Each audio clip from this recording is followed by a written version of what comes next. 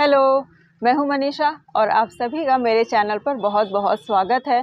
और जैसा कि आप देख रहे हैं कि ये एक चैनल मैंने बनाया है जिसका टाइटल आपको पता चल ही गया होगा कि टॉक टू द पॉइंट। यानी इस चैनल पर जो मैं बातें करूंगी वो है टू द पॉइंट। इसमें सोसाइटीज़ के बारे में, स्टूडेंट्स के बारे में, मेरे बारे में, फैमिलीज़ के बारे में मैं बहुत सारी बातें आपसे शेयर करना चाहती हूँ। मैंने एक इसका पिछला वीडियो बनाया है, 2 महीने पहले डाला था, फिर कुछ दिनों से व्यस्तता के कारण अपलोड नहीं कर पा रही हूँ। लेकिन अब मैंने सोचा है कि इस चैनल पर भी मैं कंटिन्यूअसली जो बातें हैं वो आपके साथ शेयर करूँगी।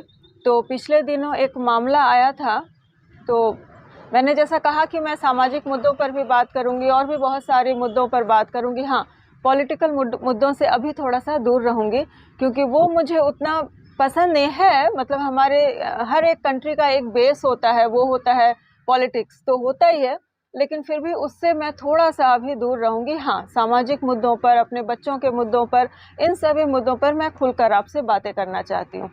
तो इसमें आज मेरे मन में एक बात आई, पिछले कुछ दिनों से ये चल रहा है कि मैं जैसा कि आपको पता है वेस्ट बंगाल में रहती हूँ, खड़गपुर में। तो हमारे ही राज्य के एक मंत्री हैं अखिल गिरी जी, उन्होंने राष्ट्रपति के बारे में, हमारी जो महामहिम राष्ट्रपति जी हैं उनके बारे में कहा है कि वो दिखने में कैसी हैं, वो दिखती कैसी हैं।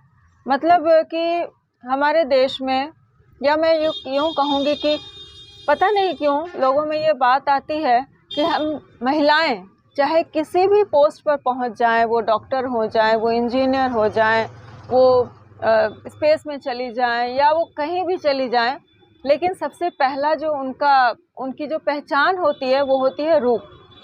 वो दिखती कैसी हैं। और इसी मुद्दे पर फॉर्चुनेटली मैंने जो अपना पहला इस चैनल का वीडियो बनाया था कि सफलता के लिए क्या सुंदरता ज़रूरी है। आपको ऐसे समाज में कई उदाहरण मिल जाएंगे जहाँ पर कि बिल्कुल भी ज़रूरी नहीं है कि सुंदर होने से ही सफलता मिलती है।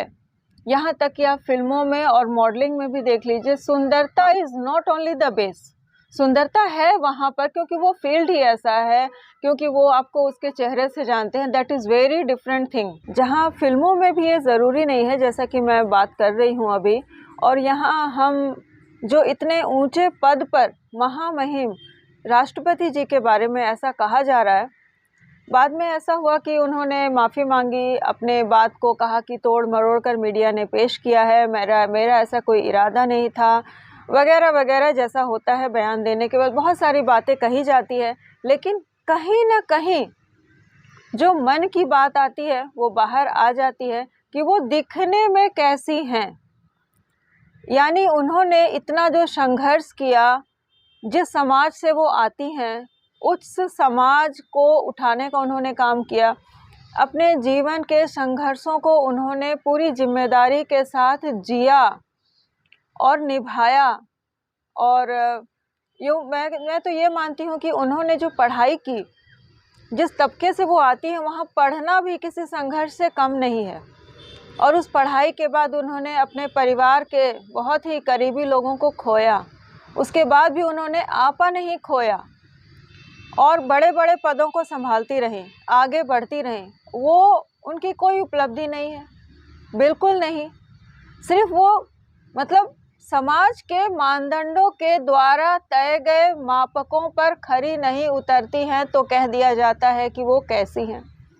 और समाज के जो मानदंड हैं सुंदरता के, जो लोग जानते हैं गोरा या और भी जो जिसे आप मानते हैं, क्या वही सिर्फ सुंदरता है? आंतरिक सुंदरता का कोई महत्व नहीं है? इन बातों पर अभी भी हमारे समाज को विचार करने की ज़रूरत है, बहुत ज़्यादा ज़रूरत है।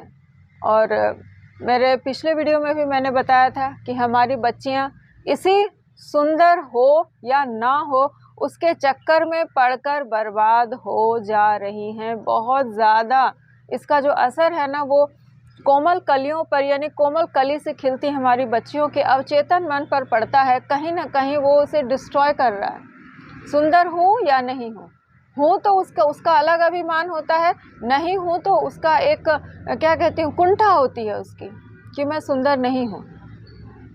और ये बातें पता नहीं क्यों बचपन से परिवारों के द्वारा ही उसके मन में घर कर दिए जाते हैं कि सुंदर वो लड़की है या नहीं है। वो लड़की खुद भी अपने आप को आईने में देखकर मैं अच्छी हूँ या मैं अच्छी नहीं हूँ इसका विश्लेषण करना शुरू कर देती है, जबकि इसका हमारे समाज में कोई स्थान नहीं होना चाहिए, क्योंकि जो भी रूप रंग हमें दिया है ईश्वर ने हमें दिया है। तो मैं पूरे समाज से ये चाहती हूँ कि अखिल गिरी जी ने जो बयान दिया है वो तो बिल्कुल सही नहीं है, किसी भी एंगल से उसे सही नहीं ठहराया जा सकता, जस्टिफाई नहीं किया जा सकता कि हाँ इस कारण से कहा, उस कारण से कहा, ऐसा कोई बात नहीं है।